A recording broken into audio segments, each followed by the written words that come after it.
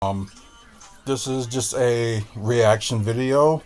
Um, I'm just looking at like other like people that because the Bucks has been in the news with trades that's involved either them getting Jimmy Butler. Then another report was saying we may get Bradley Beal. Okay, hold on, let me sit up. Then another report that we're gonna go after Zach Levine. And there's other reports too. We might get Jonas Valanciunas. Um, Now I think it was one more move too that they said that might happen. I'm not pushing for for them to get De'Aaron Fox because I don't think he will work as working as a backup point guard to Dame. So I don't see that working. So I don't think we're gonna go for him. But anyways, first time watching this video and utility sports. I watch them every now and then, especially they talk about draft picks and also with some trades and stuff, like including the Bucks. So this is like straight up just a Bucks trade deadline prediction. So I'm just gonna see if I agree with it or disagree. So and beware, there's probably be commercials during this. So well, ads I should say. But anyways, The Milwaukee Bucks might be the most important team to watch for at the 2025 NBA trade deadline. I'm going to break down why in today's video, as well as give my predictions for what I ultimately think the Milwaukee Bucks are going to be, first of all, forced to do, and then second of all, will want to do in result of what they first do. I think this is going to be a very fun video if you're a Bucks fan. Let me know down in the comment section below, how long have you been a Milwaukee Bucks fan for? I'm sure some of you are brand new fans in the Giannis era. I'm sure some of you maybe even go back to Kareem Abdul-Jabbar, Oscar Robertson days, and I'm sure there's plenty in between with Brandon Jennings, Michael Redd, and a lot of other fun Milwaukee Bucks basketball players in the middle of that tenure as well. So let me know in the comment section below. I'm going to be leaving little hearts on all of those. And let's talk about the Milwaukee Bucks today in this video preview. First of all, we're going to cover 3 predictions for the Milwaukee Bucks ahead of the 2025 NBA trade deadline. Now, these predictions are all for the most part goal-oriented, whether that be trying to improve the Milwaukee Bucks or overcoming some of the new trade restrictions that actually limit the Milwaukee Bucks right now and their potential to get a deal done in a kind of move. There's going to be a lot of different discussion, and I also want to give a reminder here. This reminder is super important. If you want to hear everything that's going on during the week of the NBA trade deadline, and if you're at work or you're not able to just sit there glued to your phone screen the entire time, what I recommend, bring an earbud so you can tune into the channel. I'll be live the entire week of the NBA trade deadline, covering all the news, covering everything Shams Charania reports, and all of the other news from mainstream media. This is going to be the best place for you to be, so be sure you leave a like on today's video if you enjoy, subscribe to the channel so you don't miss out on those future uploads and live streams, and let's jump into it here now with prediction number 1. I don't want to waste any more time. My first prediction, the Milwaukee Bucks salary dump Pat Connaughton. Yeah. Pat Connaughton makes $9.424 million this season, as well as next year with a player option. Now you might be saying, okay, well, why would Milwaukee want to salary dump Pat Connaughton? This answer is multifold. Right now, the Milwaukee Bucks are a second apron team. One of the short-term benefits of salary dumping Pat Connaughton somewhere would be getting off of his money and being able to actually dip below the second apron. Yep. Right now, the Bucks are $6.5 million above the second apron number. So if you trade out Pat Connaughton's money into either cap space or into a trade exception, you could get out of his money completely, duck below the second apron, and that opens up a lot of trade flexibility for you by being a first apron team instead of a second. Yeah, and I think Pat Connaughton got like a trade exception too, so that would be more worth it for like other teams besides Detroit or whoever got like extra space left. So yeah, but yeah, he's right. Like the first thing they gotta do is like get rid of Pat Connaughton's contract first, and any team will take him. So maybe they. I'm not saying he's gonna be worth a pick. It's just something that they did last year with Robin Lopez. They just gave him to Sacramento Kings, and then Sacramento Kings just release him. So kind of saved them extra space. And well, with Robin Lopez, it didn't all work out because he was really, really awful. But Well, yeah, it will help like some other teams, especially he may not even take his player option for if he goes to another team. So they be free off the books for like 9.42 million off of free money after it's done. So why not? A second apron team.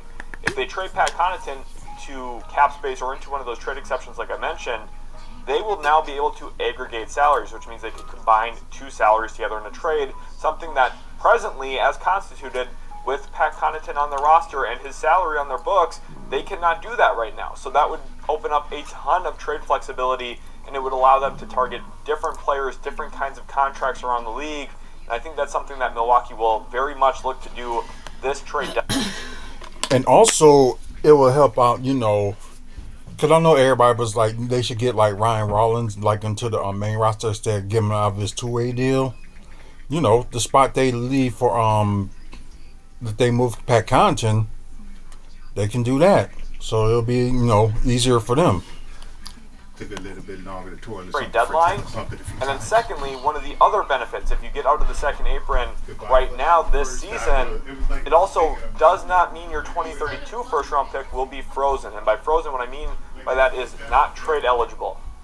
One of the long-term fallouts of being a second apron team is the loss of tradable access to your far out future picks that are not tradable presently. So for Milwaukee, if you stay in the second apron, you will not be able to trade your 2032 first round pick once it becomes available to you. Whereas the other teams in the NBA, the other 26 that are not in the second apron, have the ability to trade that asset. So not only does the second apron hurt your current trade flexibility, it will severely hinder the future trade flexibility for franchises as well. So this is, again, a twofold issue here for Milwaukee. If they keep Pat Connaughton, they really lose an opportunity to get below the second apron, find ways to improve their team both now and keep their flexibility open for the future, whether that be post Giannis or trying to use that 2032 pick in some other kind of way in the future to help out Giannis there in Milwaukee. And here are some potential trade partners, and I really wanted to cover this because I think this is a very important discussion for Milwaukee. Detroit is the one that makes the most sense on paper. They have legitimate cap space. They're the only team out of all 30 in the NBA that has real, meaningful, useful cap space. And it was also mentioned that Detroit is willing to maybe take a salary, so it could work. But I'm just surprised, that it's taking this long for the Bucks to talk to Detroit and do this. So who knows? Who knows what's going on? Or they just waiting until the trade deadline. But I don't think the Bucks can wait any longer. Just because if they trying to get like Jimmy Butler or whoever they trying to get, it's not going to be there very long. So they got to do something besides waiting around. I know they calling teams, but if you waiting around, you got to do something. Like maybe you can get like for a work to Detroit. Maybe they give the Bucks a second round pick or something like that, a future second round pick for Pat Connaughton, or they can't just dump him. But if you can get like a second round pick out of it, then why not? But if not, I understand. But at least they have like one roster spot available at least. They could flat out absorb Pat Connaughton's salary. Now, with that in mind, there are some complications here. Like Detroit would want something in return for eating Pat Connaughton's contract. Otherwise, Detroit might just use this cap space to try and improve their team, which is ultimately what I expect to happen. So the Bucks don't have a ton of assets to add into deals. I don't think the Pistons would want to do it for just 1 or 2 second-round picks, given the fact that Connaughton has money on the books for next year as well. Now, the Bucks are also not going to be willing to give up a 2031 first-rounder to just get off of Pat Connaughton. No. So I don't think that's going to happen. So then we have to start canvassing the league, looking for other teams that make sense. And I wanted to really focus on a bunch of Eastern Conference teams because I think the seeding from 15 up to about 9 or 8 even in some cases all make sense as possible Connaughton landing spots for a few different reasons. The Atlanta Hawks have a $25.266 million trade exception from trading DeJounte Murray in the offseason, but there are some complications here.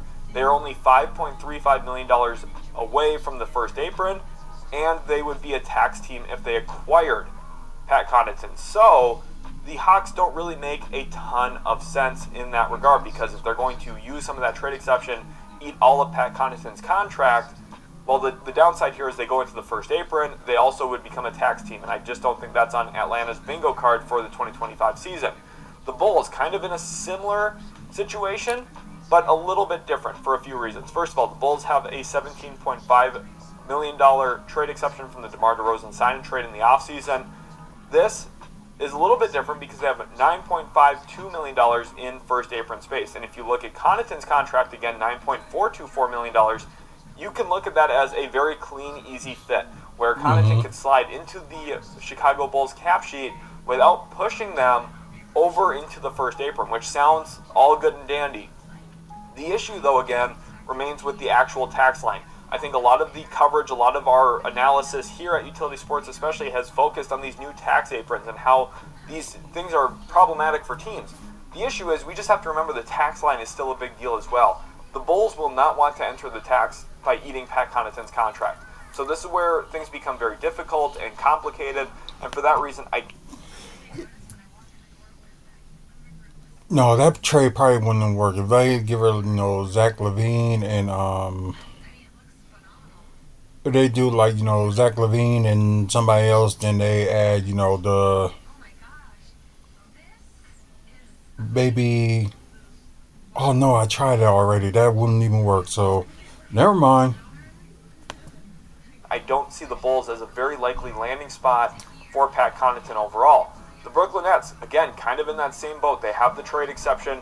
They don't really have the first apron space, so this is, again, very comparable to Atlanta, and they would be in the tax. And Brooklyn does not want to be in the tax with the team that they're trying to lose games with intentionally right now. The Nets are also looking for expiring contracts. Pat Connaughton does not fit that mold either, so I think you can cross off the Hawks, you can cross off the Bulls, you can cross off the Nets right now. They are not realistic trade destinations for Pat Connaughton, in my estimation. This is the team that really makes sense. The Washington Wizards. They have a $12.4 million trade exception that will be expiring. That is from the Daniel Gafford trade with Dallas last trade deadline. They have $12.146 million in first apron space. And acquiring Pat Connaughton would not push the Washington Wizards into the tax. Now, Washington might have some other trades. They might move Valanciunas, they might move Kuzma, they might look to move Brogdon. There are a few players that I think Washington would have significant interest in trading to other contending teams possibly. But I think the Wizards, at this point in the rebuild, they're in asset accumulation mode. Getting 2 second-round picks for Pat Connaughton would be right up the Wizards' alley. They would be very willing to talk shop here with the Milwaukee Bucks. So ultimately, not only do I predict that the Milwaukee Bucks salary dump Pat Connaughton, I think that they will trade him to the Washington Wizards in a deal where picks, just small second-round assets, and Connaughton's contract goes to Washington in return for almost nothing. The Pelicans are already in the tax for the same reasons that I talked about with the Hawks, Bulls, and Nets. I think you can cross New Orleans off the list. I think Washington is ultimately the landing spot for Pat Connaughton. The Bucks dip below the second Either apron, Wizards or and it Pistons. opens up the possibility to do what I predict here in prediction number 2, which is to make an aggregated trade where they include 2 or more salaries together in one deal. And those 2 salaries I think they're going to heavily include in trade talks are both Chris Middleton and Bobby Portis in one deal together. Chris Middleton making a little bit over $30 million. He is just a shell of himself at this point in time. 2 of his last 3 games, he has played over 15 minutes and has recorded 0 points in both games. He played 19 minutes the other night, did not score, and then last night played 15 minutes, did not score. Chris Middleton has not been the normal self that obviously Bucks fans saw en route to an NBA championship in 2021. Of course, injuries are what have ultimately propelled that, and it's unfortunate. Chris Middleton was one of my favorite players to watch in the league for a long time. I really enjoyed the way that he gets buckets. I think a lot of people would call him an ethical hooper. He's a really talented player, and he has been. You think about some of his marquee playoff performances. He seems like he always goes off against the Boston Celtics. It's unfortunate for Milwaukee Bucks fans because I think Chris Middleton was very well liked and respected there, but at this point in time, with Milwaukee having championship aspirations around Giannis Antetokounmpo and Damian Lillard, Chris Middleton at this...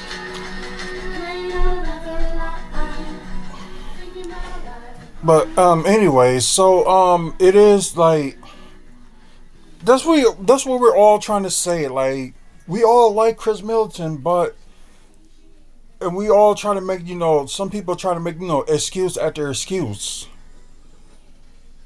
But we can just see it clear as day. He's not what he used to be. Like, he has an on and off switch. It's like he can't do it like consistently. Like maybe they was look at some things just like yesterday's game. It's like he's not demanding the ball. Chris Middleton ain't that type of player. It's like I'm trying to get myself open. Pass me the ball. So part of that, is like maybe whoever has the ball, like Dame and Giannis' fault. It is their fault. And plus, like if they do this, they would have a great third option. But they also got to improve their bench a little bit, and also get a big man. So that can be like a backup center for Brook. Because right now, Bobby Portis is not it. And yeah, he looked like, he's starting to slip a little bit in defense. Like, well, I would like to keep Bobby Portis. Yeah, but, something is going on with him. And since the beginning of this season, is not doing that much on defense. Like, he does a little bit. He get a block every now and then. But it's like, that's it. And there are some things, he trying to, like, take the ball in himself. Like, I can understand being confident with you trying to take the ball in, but I think he's overconfident, and that's where it gets to, like, you're trying to body somebody, and you don't make your layup or your shot or whatever. So, yeah, something ain't right with Bobby.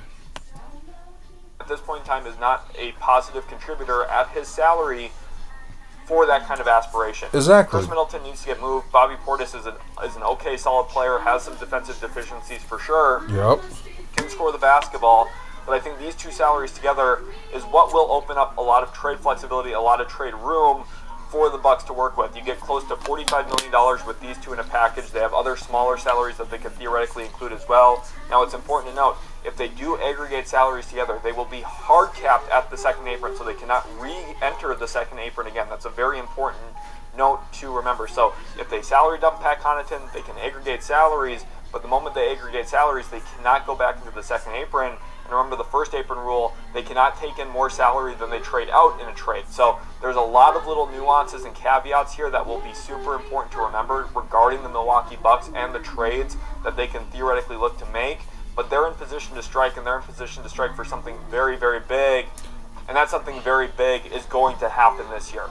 It is either going to be Zach LaVine or Bradley Beal. And now, Bucks fans, listen to me here. This is a prediction on what I think will happen. I think trading for Bradley Beal in the year 2025 would be a horrendous mistake. Something I would really not want the Milwaukee Bucks to do. But again, this is me predicting. I was all for, maybe Bradley Beal, but I'm thinking at the same time, it's like they will get rid of they will have too many guards.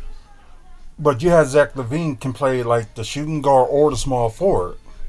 So, and plus, Bradley Beal don't want to come here anyway, so, there's no point, putting that out there.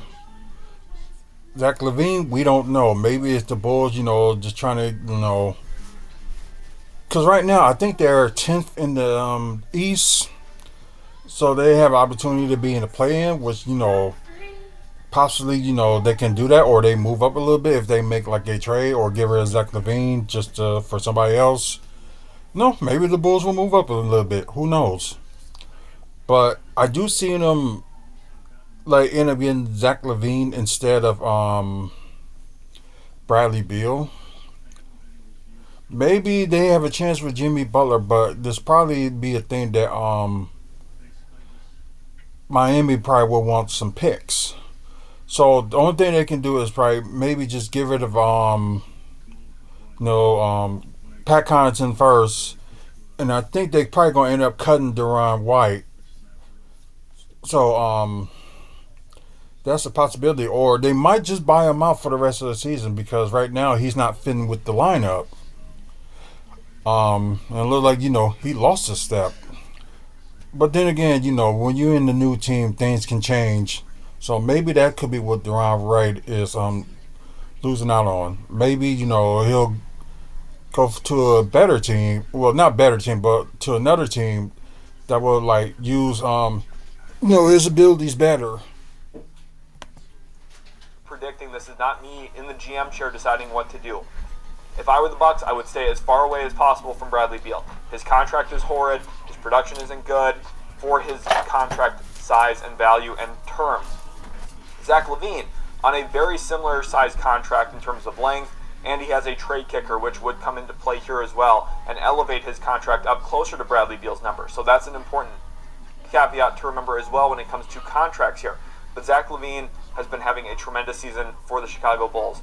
He has been a star as an off-ball player. And younger. He is a star when the ball is in his hands. And I think if you're looking for a player to play third fiddle next to Damian Lillard and next to Giannis Antetokounmpo, and if you're looking for a player to actually step up and be for this team what the hope Chris Middleton would be for them, Zach LaVine is that guy. He is athletic.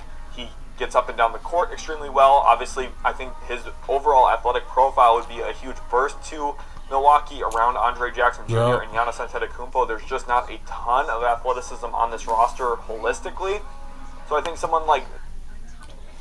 Don't forget when Minnesota Timberwolves did have Zach LaVine. Well, they got him in the draft, but all three players, Karl Anthony Towns, Andrew Wiggins, and Zach LaVine, both were scoring at least 20 points or more a game. So we know we can get that with Zach LaVine if we get him. And maybe he's probably like limited defense, but I think Doc Rivers can figure it out, like what to do in that scenario. Or maybe if they do trade Chris Middleton, like have Zach LaVine be the starting small forward and still keep Andre Jackson Jr. at the shooting guard for like defensive purposes. I'm not saying like Zach LaVine is a bad defender, which I really don't know, but we'll see. But maybe getting Zach LaVine won't be a bad idea. And plus, they're probably gonna be for the next 2 years be stuck with this contract. So either they want to sign him or not. You never know. Like Zach LaVine, who has good downhill speed, of course, multiple-time slam dunk champion. We know he gets off the ground well. Yep. He has dealt with injuries in his career, but when he's been healthy, he's been an extremely productive player. I think for the better part of the last 4 or 5 years, people have really been conflating the difference between his value and his contract size. He's not probably worth his contract, but he's a really darn good basketball player. And for a team like Milwaukee, who is really strapped in assets, they only have their 2031 first-round pick as a tradable first-round pick to trade. They don't have a ton of second-round picks. They don't have a ton of young, exciting young players that they could throw into deals. They don't have a bunch of good NBA veterans right now that teams are oohing and eyeing over. Like Chris Middleton is not an attractive asset. Bobby Portis is not the most attractive asset available at this trade deadline. The Bucks don't have a ton of flex. No, I wouldn't say all that about Bobby Portis. Because, like, they will get at least, like, a decent, like, offensive score and a good rebounder out of Bobby Portis. Maybe it'll be, like, a little bit more, helpful with, like, defense and stuff like that. A little bit, but Bobby Portis is valuable. Chris Middleton, although it doesn't look like this year, but he's valuable. So it just all depends, but I think if they do decide, go for Chris Middleton for like a player or something like that, because I know both teams gonna end up expecting a first round pick for him, because I don't think the Bucks just gonna give it to somebody and not expecting draft picks, because that's the thing I don't like with some of these reporters and some of these YouTubers, that they think Bucks just gonna give up like a good player and not expecting like a second round pick or something like that. No, they gotta get something. So I don't even think that's right. Okay, you give up a player, but you get a good player, but you also don't get no picks. That doesn't make any sense. It really don't. Flexibility. they're going to go into a trade here, a multi-team trade, part of the Jimmy Butler sweepstakes, where Jimmy Butler maybe goes to Phoenix or Golden State, and then Zach LaVine finds his way from Chicago to Milwaukee. The Bucks would probably send their 2031 first-round pick to Chicago in that deal. Again, there is great risk in that. The Bucks do have some long-term risk that is super important. You look at the assets that they owe to Portland from the Damian Lillard trade.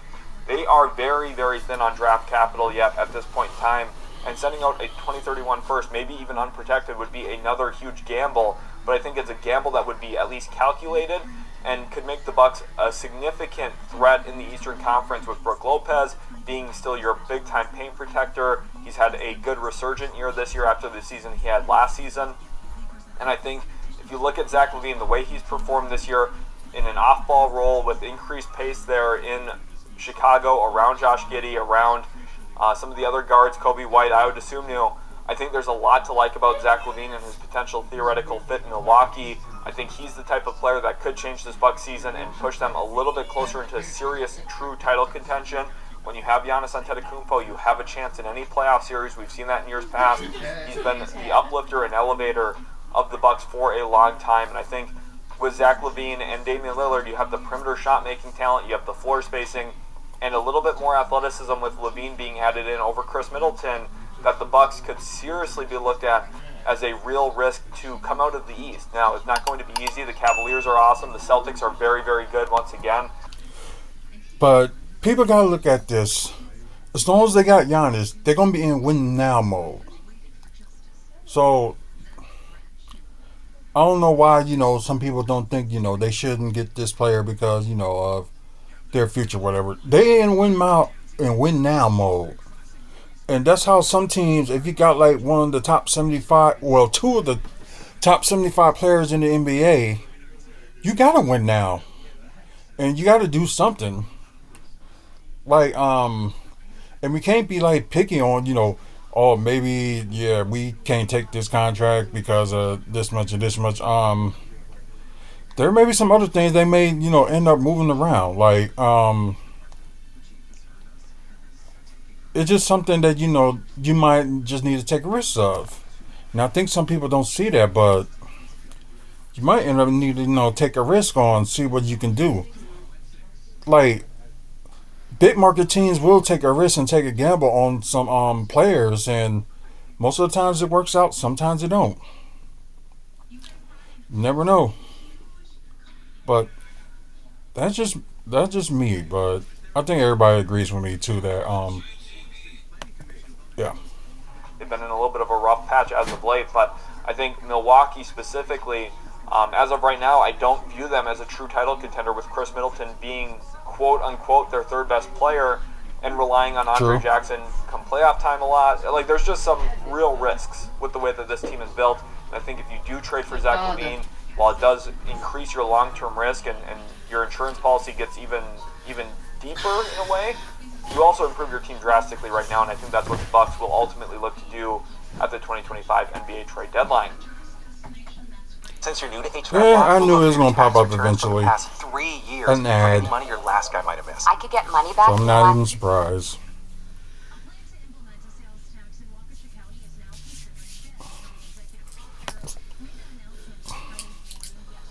So, let's get to a bonus prediction as well. Part of this, I think the Milwaukee Bucks will dump MarJon Beauchamp at the trade deadline. MarJon Beauchamp had his team option decline before the season, and he's a smaller contract. He's a younger player.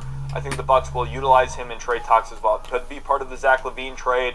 Could be a part of some other kind of trade out there as well. The Bucks I can see this. are going to aggressively look to find ways to make trades happen and get a deal done somewhere. Pat Connaughton's going to get moved. Chris Middleton, Bobby Portis very likely can get moved, and MarJon Beauchamp can get moved. What we're going to see is a massive overhaul of this roster at the trade deadline. I'm thinking 4 or 5 players possibly getting traded. That's a third of your roster in the NBA. So that's a significant... But you also can think if they trade that many people in the roster, they can get like people out of the buyout or like free agents. Sign them maybe to like contract for the rest of the season for like maybe either like $1 million or $2 million, because I know they can like spend that much. but I know they can't give players over a certain amount, and I forgot what that certain amount is. So you never know. There could be, somebody in the horizon that they may, end up, getting. Plus, like I said, they can move Ryan Rollins off, or they can get one of their big guys that's in the G League that's really doing good. Maybe they'll get like one or both of them. Never know. But it just. I think they should at least get like one of those big men from Wisconsin Herd, sign them or put them in the two-way. Who knows? Significant shift in the roster composition. It's a significant shift in the team. And listen, the Bucks have been pretty good as of late. Since the beginning of the new year, they've been winning pretty well. Even going back into December, they have really kind of found themselves in a way that I think there's a legitimate hope here for the Bucks going into the playoffs, that they can be a competitive team and push some of these other Eastern Conference foes. But for them to improve and really upscale their roster, I think they have to be aggressive this trade deadline.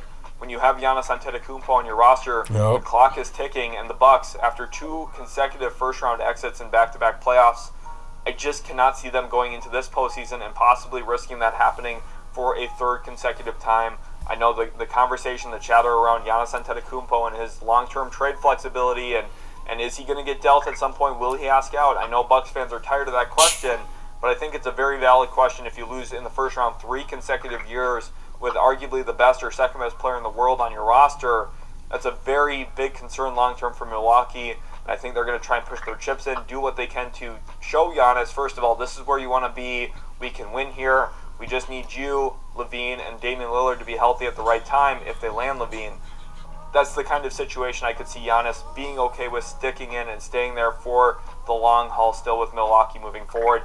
Marjon Beauchamp's going to get salary dumped in the process here, be a part of some other deal, whether it be the Levine trade or maybe the Pat Connaughton trade in some way. Obviously, that would be difficult because of the aggregation rules, so there'd have to be other moving pieces in that. But I think it's a real possibility here and something that I could see coming to fruition at the trade deadline. Ultimately, 4 predictions in today's video. I really hope you guys did enjoy. If you did, make sure to smash that like button.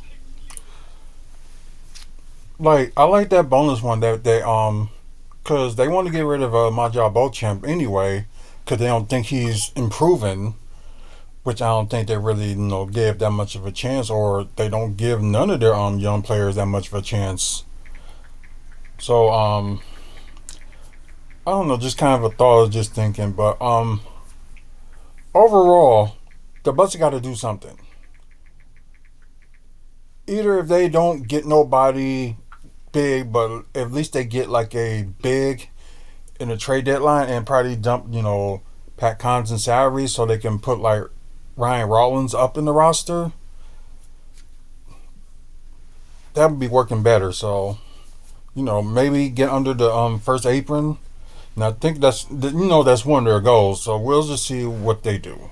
But yeah, I like his takes, and I think that's really like a good idea for most of them, and especially staying away from Bradley Beal. But then again, Bradley Beal is not waiving us no trade calls to come here anyway, so work more for us.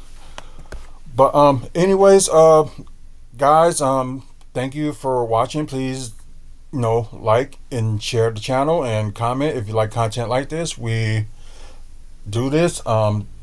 Don't forget to get my wife's look for her YouTube channel. Just look for Hazel Jones with the Maddie's Mary and Turtle logo on it, and please show her support. Cause I think there's people that like to know about Dradden, and maybe she'll give you some laughs too. So if you get a chance, check her out. Also, we have like over 2,400 videos in the 16 years we've been doing WFSO. So, please check them out. If you like wrestling and all other stuff, you will like this channel. Check out the website, wrestlingfanspeakout.weebly.com, for like upcoming events in the Midwest, and also photos that we took in the past, with wrestlers, and also when we had Bucks events and stuff like that. Thank our sponsor, Robin and Mike Thompson. And once again, guys, thank you for watching. Until the next video, you have a good one. And don't forget to check my wife's channel.